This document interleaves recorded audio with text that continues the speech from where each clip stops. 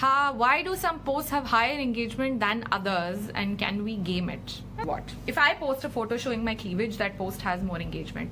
I gamed it. But point kya hai? A lot of my posts that don't get any comments, 0 comments, get shared the most. You know, it'll be like 56 people have forwarded it. So you have that little aeroplane thing forward 56 times, not a single comment. So what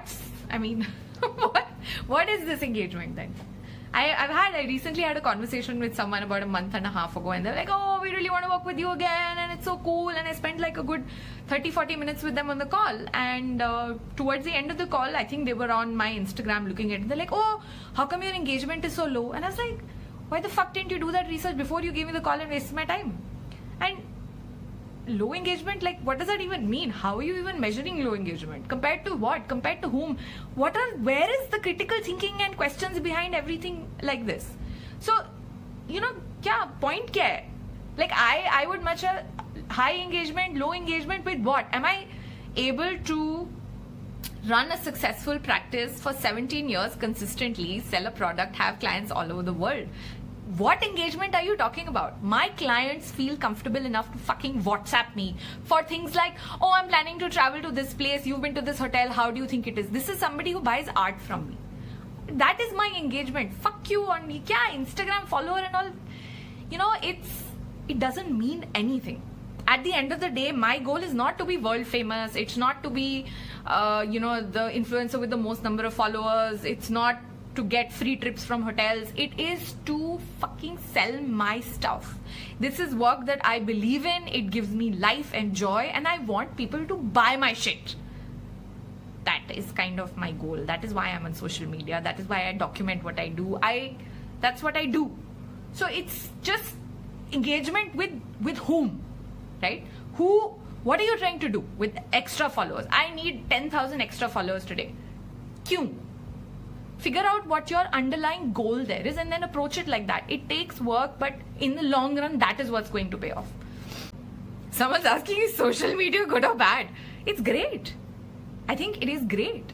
It brings out the best in us and the worst in us, and that is not social media's problem. That's our problem. Any of my workshops or consulting sessions that I do with my clients, I always start with goal kya hai? What is it that you are trying to achieve here? So, in terms of, growing engagement and followers, right? Why do you want to grow engagement and why do you want to grow followers? Do you want to grow followers just because it is this fear of missing out that a brand like yours is doing so much better on Instagram? Okay, what does better mean? If your goal is just to increase followers, there is an option of bots, right?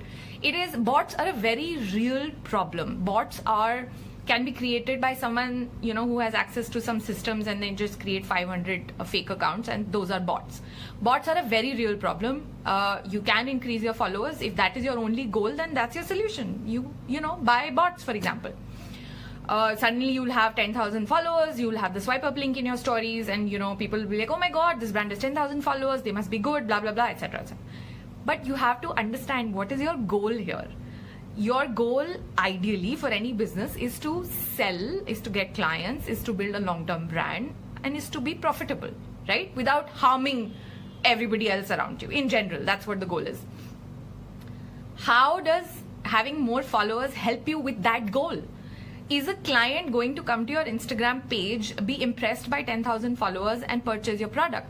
I don't think so. It depends also on the kind of product. Like, for example, in the art scene, for example, or even my photography scene, the number of followers is relevant, yes, but it's not the final deciding factor for a client to hire me or to buy a painting which is worth lakhs. Customers will come to you on the basis of word of mouth, on the basis of other customers telling them about your product or your. How can brand leverage followers to increase sales consistently? What are common mistakes brands make? See, you can't really use followers in the sense, unless you sit and look at each person's profile and then you reach out to them and then say, hey, thank you for following. But that also doesn't guarantee anything. I think it is too much work for almost no returns. So how you can leverage followers is that, you engage with them. When someone leaves a comment, you say thank you, and, you ask them how they're doing. Sometimes go to their page, leave a comment if they have a public profile. A lot of them have private profiles. You have to understand that at the end of the day, you are on Instagram to promote your brand. Some of your followers will have more influence than others. Reach out to those people in a different way. It's just the script. If a very well-known art collector follows my page, I will be, I will put an extra effort. I will go to their profile and I will, talk to them and I will see what they're doing. You're making friends at the end of the day. You're building a relationship at the end of the day. Can you build a relationship with, my handle, use the words, my handle on Instagram has 50,000 followers. I don't. There is a difference. I cannot possibly engage with all 50,000 people at the same level. I will probably engage with 50 people. And there'll be people who have followed my brand and my work for a long time. Some of them have critical feedback, which is useful. Some of them have ideas, which I'm able to use and I thank them for. But it's not, when you have followers, it also depends on the kind of product you have. For example, I do brooches, right? I have spoken to PR agencies to help me out with my brand and, reach out to more customers, get my brand in the magazines, newspapers, etc., etc. All those PR people that I have spoken to so far have told me that free mein product to dena hi padega. So they are telling me to send my brooches out as gifts to editors, to influencers, to people they consider important in the industry, etc. And I refuse to do that. A, I do not want to disrespect my art like that. B, what is the point? If someone is interested in my product, they buy it. Those are the people that I would rather send out a gift to. So I have, international clients who buy 7-8 brooches in one shipment. I am more than happy to them, to send an extra painting to them, which I think fits with their tastes. Why should I send it to some random person who is considered important for no reason? If it is somebody who is in the art industry, who has expressed interest in my work, has given me advice in the past, has been a friend to me, then okay, yeah, maybe. But this whole thing of, tumhara brand hai, you're on Instagram, the free mein product bhejna padega. Absolutely not. No, don't do that. Alright, the question is, if a person is not good with writing, how to proceed with blogging? Well, there is no real definition of good with writing, right? You talk to people, right? You have a conversation. So have a conversation in your head and then write it down. It's as simple as that. Who makes these standards? Good writing for who? The question is, good for whom? Is it just, what are you trying to do with that writing? It could be very simple, basic English. It's good writing. As long as the person is able to understand what it is that you're trying to convey, it's good writing. So blogging is not just about writing. Sure, even the way I blog, right? It's a lot of photographs and I write a little bit about the picture. So it's as simple as that. You have a picture and then you write a little bit about what's in the picture. Blogging. You don't need to write 5,000 words or 1,000 words. You can do 400 words. You can do one image, 400 words about that image and you're done. That's it. What are you trying to convey with that? Okay, how much is too much on social media? Can you set any limit? In the early days, I can only give you my example. I was posting almost 11 to 12 times a day on Instagram. And I had people telling me that, what the fuck is wrong with you? And I was like, I have so much to talk about. I had so many photographs. There were so many things that I was doing that 11 to 12 images a day was like easy to do. So it comes and goes. It really depends. You don't want to be seen as someone who has too much time on their hands and is on social media all day, every day. But it also depends. Like some of the most famous photographers who had accounts from the early days, they post like twice a month. And they have amazing engagement on their images. You have to find a way to kind of do it. I definitely don't propose that you post 10 times a day. Right now, because of the pandemic especially, I don't have a lot of new content. So a lot of us have gone back to posting throwback stuff, travel, things that we would like to do, what are we missing, nostalgia, etc., etc. Selfies or, any like art, for example, that I do right now. Once a day, once in 2 days. It's not important how many times you post. It's important to be consistent. That is the factor that helps you grow on a platform like Instagram, Twitter, a blog. You have to be consistent. Don't be like, 1 week you're posting one every day, and then the next 2 weeks you're not there. It's not, sometimes then people look at your post after 2 weeks and they're like, who is this? Did I follow them? Why did I follow them? Unfollow. It's a, human reaction.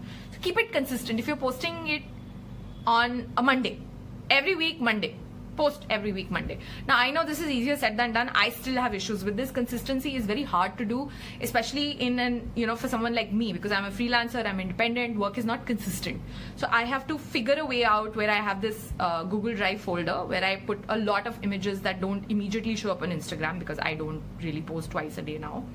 And then I, use them later and I say throwback. So I always have content that I can use even after 5 years and say, 8 years ago I had gone to Europe, Venice was amazing, this church, and write about it. Always document, which is why then you have all these things that you can share, and do it consistently.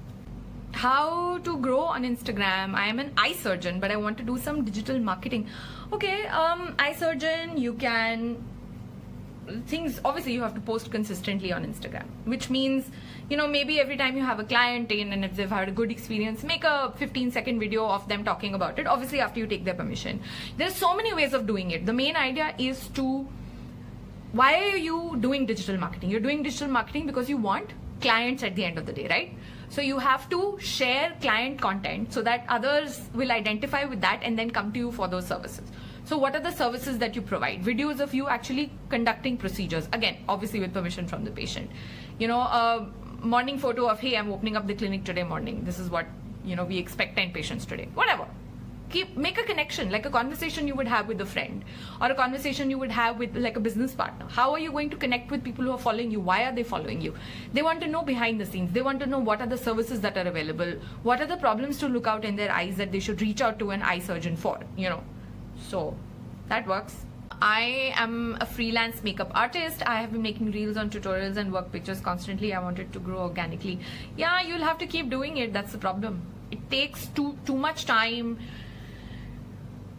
So it's a paradox, right? It's our attention spans are getting shorter and shorter, and it is taking longer and longer to build a brand on social media or even on ground. Like if I opened a photography studio here, I live in Gurgaon, it's not just going to be like, I'm not going to have 20 customers every day, local people who just be like, oh yeah, we have to go to Naina studio. No, that's not how it works. I'll have to go out to people, I'll have to go door to door and give out pamphlets to them and be like, hey, I'm a photographer, if you need photography services like A, B, C, D, E, then I'm the photographer to come for, my prices are competitive. That's what you do even on social media, and it takes time. It takes time to reach out to people who you think are relevant. It takes time to reach out to people who you think might get you more clients. So tutorial and all, I don't understand. I mean, what are you doing? What is the goal of you posting these reels? Are you trying to teach other people how to do makeup? So in that case, are you trying to set up a makeup school? Or are you looking for artists, clients who will come to you when they want a makeup artist? Please define that. If it is not educational, where you're not looking for students and you're not looking for teaching people how to do makeup, why the fuck are you doing these reels? There is no need to do tutorials. Kyun karna hai tutorial? Like you know what I'm saying? Like what is your goal here with doing this? If it is just to grow your Instagram page, then buy followers. Then why are you putting so much effort in doing these reels? But if you want customers who will hire you for doing makeup, then you share the process of an existing customer. After you take permission from them, you take nice pictures of your customers, you make them look lovely, you have a good interaction with them, you make a 15-second video with them saying how nice you were, how you didn't ruin their skin, how you use only the best products that are available on the market, how you were so quick and efficient, and how you were so professional. These are the things that you're trying to sell so that you get more customers. Don't make reels where you are making tutorials. For what? Is it worthwhile to do influencer marketing for small businesses? Ultimately, it's the ROI we look for. See, like I said, influencer marketing, again, what is your goal by doing influencer marketing? Are you just doing it because you see brands like yours around you doing it, right? A lot of us do that. A lot of us think like that, and that is how a lot of influencer marketing works. I'll work with an Hermes or a Chanel, and suddenly all the other luxury brands in India will be like, "Arey shit, these two brands are working with her, we should also work with her." That's how it works. But what is the goal here? Most brands don't understand how to work with influencers. That's just how it works. They want to work with influencers who will post 500 photos, write 500 comments, guarantee some number of followers, which is bullshit. Influencer marketing should be used for brand building. Is the influencer a fit for your brand? Are you, if the influencer talks about your brand, are they adding something to your brand and introducing it to their audience? So you have to be very clear on why you want to work with certain influencers. A lot of brands send out gift boxes. 99% of those gift boxes are trash. They go straight into trash. Like, they are so bad that I can't even give them to my security guard or my dhobi and be like, bhaiya ye le jaiye aap ghar pe. I can't even do that. What is the point of that? You're still wasting money and resources making that crap, adding waste to the environment, and it does nothing. Even if it is a good basket, what am I going to do? Post a story and say, hey, thanks for sending it? No. Build a relationship. Yes, there is some merit to influencer marketing, but please first build a relationship. Who is this person that you're talking to? Don't just send crap to people who you don't know. I don't like it. It's an impingement on my privacy. How did you have my address? People send shit. There is no note in that. I don't know who it is from. People send, food. I'm not going to eat food. I don't know who this is from. What are you thinking? So there is a place for influencer marketing. A lot of popular fashion influencers will, for example, wear a dress, and we've heard that, that dress sold out. How do you know that the dress actually sold out? What does sold out mean? Whether 10 pieces, whether 1,000 pieces, what sold out? Why don't we ask these questions? So it's not. On the other hand, if you're building a relationship with an influencer and you work with them over a period of time, you should not just be like, ye post karo and khatam. It should be like, okay, you posted something, you created all these images. Do a partnership where you get to use those images with your brand, where you've created content for your social media, and then you credit the influencer. They are introduced to your brand, you are introduced to their brand. Influencers are not charging for posting on Instagram. Like, I don't charge for posting on Instagram. I charge for creating that content, the time and the effort and the experience that goes into creating something that is relevant for the client brand that got in touch with me. So it's not ki, arey, bheja hai, post kar do, end of story. No, I want to build a relationship. I want to work with brands that I want to work with, that work for Naina.co. So it's similar. What reaches out more to people these days, Insta or blogs, we expressing oneself? I think Instagram is a no-brainer. You have to find a balance between, because I can't say that you can substitute a blog with Instagram or substitute Instagram with a blog. They both have very different functions. I think for some of my customers, clients, friends who've been following me for a long time, they like going to the blog. They like seeing 10 different images of my art or where I've traveled. They like reading about my experience. But most people these days are on Instagram, and they prefer the quick check, look at the picture, wow, amazing picture, what is she talking about, like it, leave. So there is a place for Instagram, obviously, and in terms of expressing yourself, I think you need to use both to kind of balance it out. It is hard to blog on a daily basis, but it is very easy to post on Instagram twice a day. For someone who's in the habit of doing it, I know people who are like, oh my God, posting on Instagram twice a day, what is she talking about? But it's a lot easier to do that. Instagram stories are even easier. The images, and videos don't even need to be edited. So there is a place. I think both can be used for expressing yourself. What you can do is that you have something that you post on Instagram over a week, and then at the end of the week, you compress all of that, put it on your blog and say, hey, these are the things that we did this week. So that's a great strategy to kind of use both platforms. I have mostly seen people getting fake followers, and people actually start believing that and eventually start following these people. It's a cycle. It's like someone comes to my page and sees that I have a verified account, right? It does create a certain impression in someone's mind when they come to my page for the first time. The likelihood of them following me is probably slightly higher. Again, there is no data to support this. This is just anecdotally what I have experienced. As far as the number of followers is concerned, again, goal kya hai? I forget what anyone else is doing. Like, to come to the core of the issue, what is it that you are trying to do? I get this a lot. PR agencies, especially when they want to work with an influencer, they will come to me and say, hey, we really like the work that you do. You've been around for a long time. Your profile is solid. Why do you only have 50,000 followers? I get where they're coming from, but that's a stupid question. It is absolutely irrelevant. I have, as a brand or as a business, you show consistency. You've been around for 17 years. You're still here. You're still in the game. You're still working with, top international brands.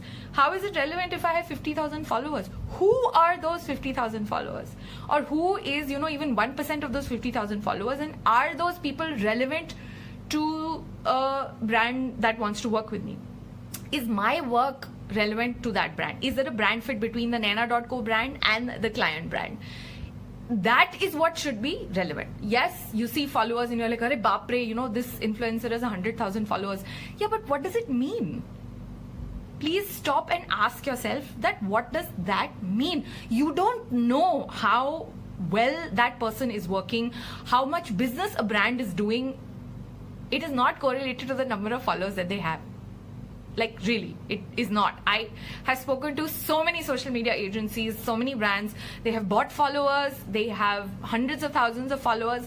It does nothing to their bottom line. So please understand, it is like I think they said vanity metric. It is just to show off. It's like, oh, I have an iPhone 12. Yeah, but what the fuck does that mean? Are you using that iPhone 12 to make your life better, to make the life of people around you better? Is it helping your brand in some way? Are you taking better pictures with that iPhone 12?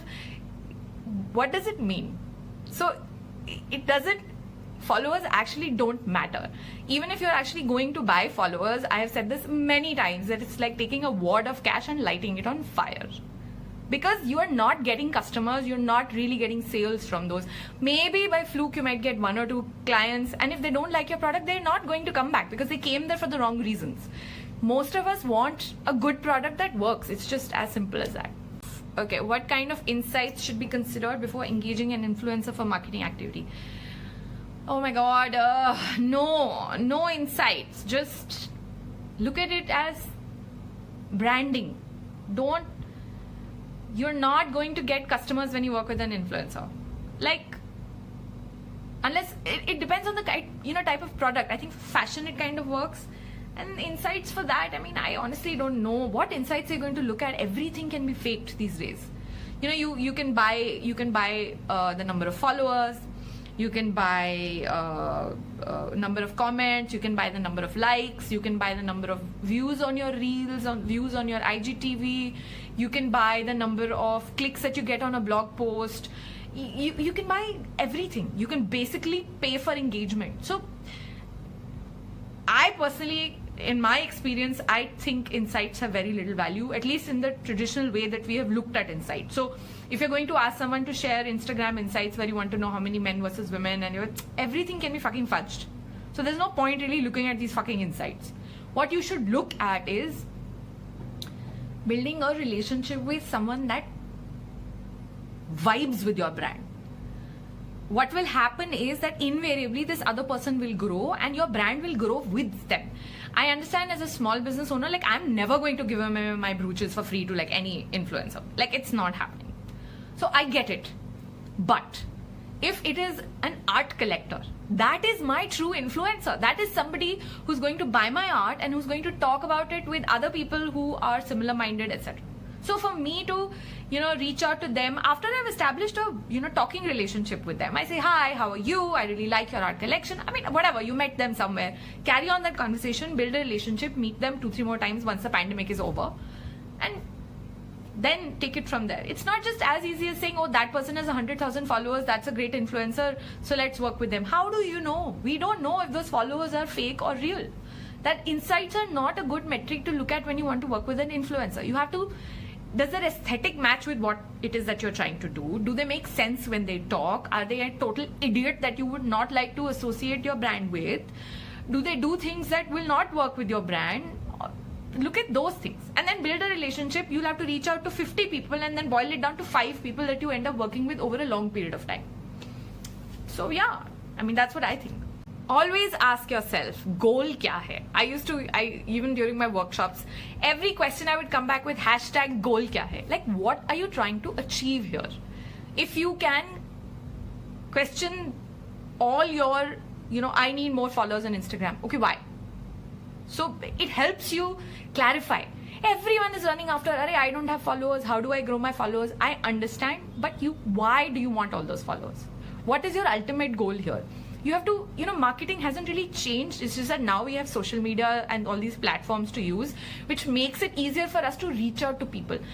Do you think you have the time and patience to sit down and create a profile of 50 people who are on social media, who are active, who you think can be your clients and customers, who will get you more clients and customers if they talk about your brand? Will you be able to sit and create profiles of those people and then reach out to those people individually and build a relationship? Do that. Those people are influencers. But काम लगता है इसमें. It's very easy to say, oh, I want more followers. अरे नहीं चाहिए follower. I want clients. I want paying customers. Currently, pushing sales is considered insensitive, and rightly so, but business is going on as usual. I still need to post about why is it not showing the full question? Yes, again, pushing sales is considered insensitive. By whom? If you run a company and you are able to make sales during COVID, you have salaries to pay, you might have employees, you might have an office space that needs to, you need to pay rent. How are you going to do that? Insensitive by whom again? Insensitive to the internet mob.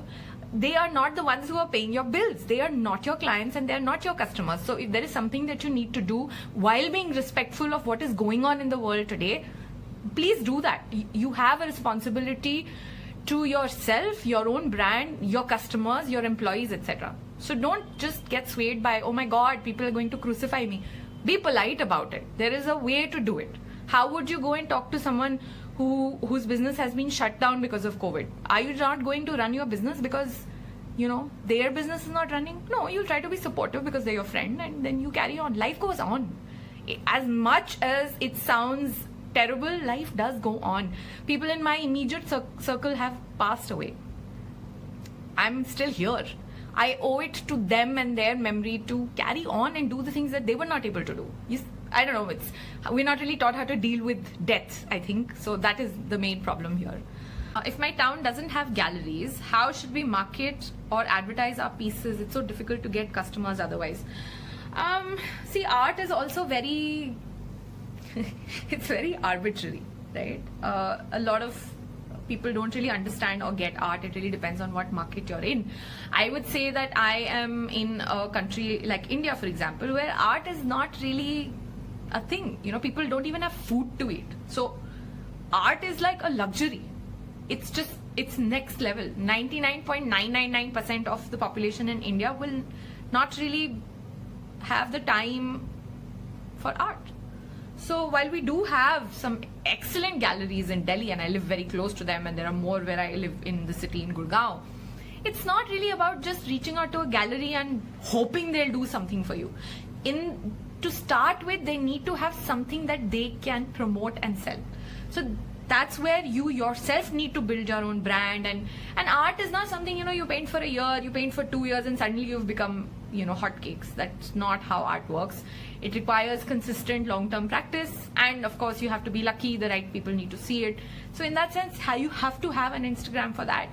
You have to have a place where you're sharing behind the scenes. How are you making a painting? What is, process of maybe behind the scenes if you're actually painting something, talking to your audience, talking about, how you were inspired by these things, producing art continually, consistently, and sharing it on Instagram.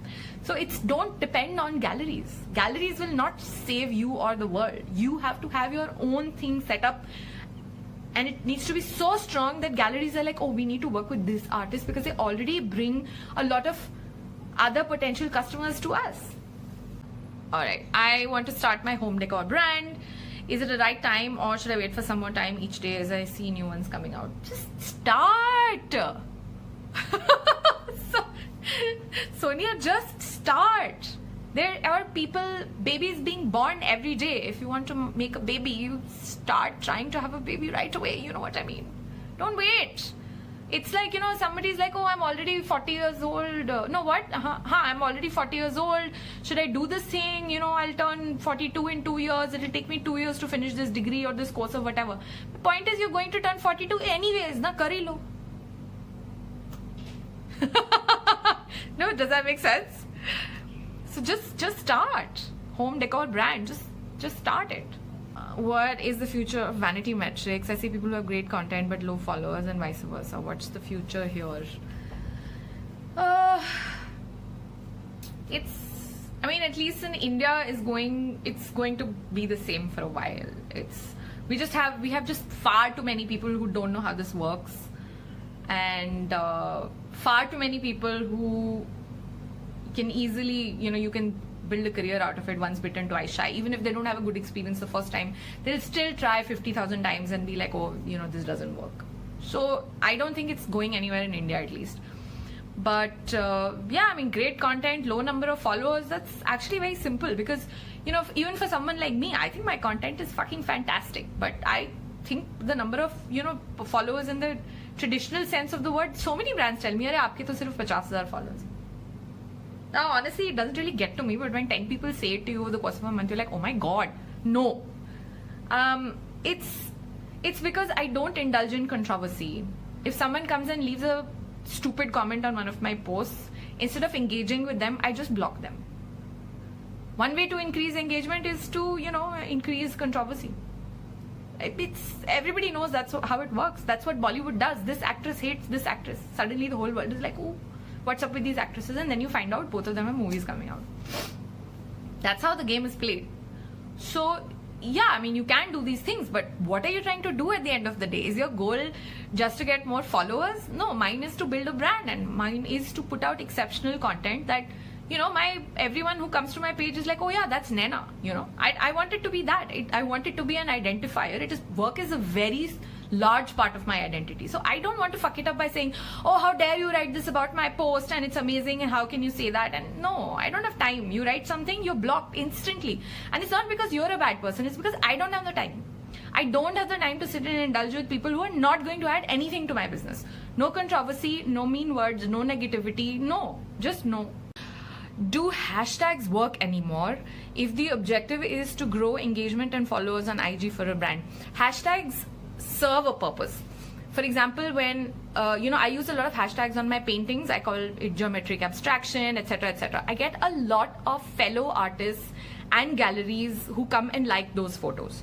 So in a way, yes, but it really depends on what kind of hashtags there are. You have 30 hashtags to use, please use them. There is no harm in using hashtags. As far as how helpful they are, you should create a set of 30, put them in your notes app, and every time you post from a certain category, just copy paste those hashtags. So you're not investing too much time, so you should do it. I'm already selling my stuff somewhere else, so do not depend on social media for it, but I want to grow my Insta and simply don't know what to post on it. Oh my god, it's just post your actual work.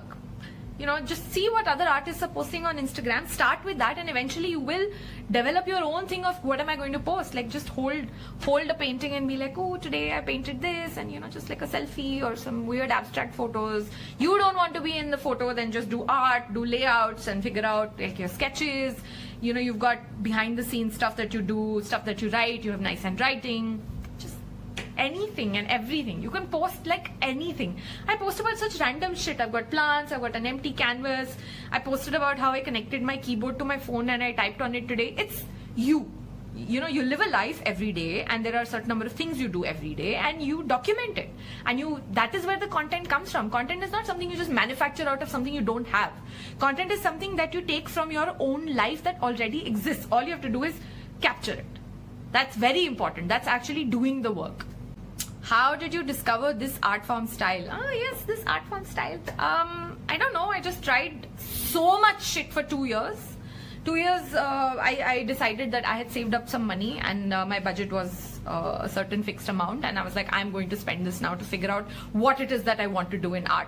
So I tried everything. I tried fluid acrylics. I bought a lot of paint and I wasted it. I tried all kinds of canvases. I tried, inks and oils and acrylics and God only knows what all. And then one day I just started doing this, and I was like, wait, I love this. It felt like it had been in me and I needed to get it out of myself. And then it just evolves, I started with thicker lines, and now the lines are like a lot thinner and fine, and it's just, I don't know, just things happen. Is it important to have a face behind the brand? Many tell me to be active on IG to promote my startup. Yes, ma'am, they are right. Absolutely. You have to do that. I have so many clients that I consult with, and they're all like, I don't like being in front of the camera. Great. Do you want to run a business or not? You don't have to be in every post, but you do need to be in some. I want to know who am I buying from. I don't want to connect with the fucking brand. I want to connect with the person who's running the brand, because the brand came from that person. So I'm more interested in getting to know that person and building a relationship with that person. The brand can go fuck itself. I don't care. So yeah, there needs to be, and it doesn't have to be just the founder. You know, it could be people who help you do your work. You have employees, do features on them. Oh my god, there's like, you guys should check out Kia Oscuro bags. She's a friend of mine, but I use her example in all my workshops.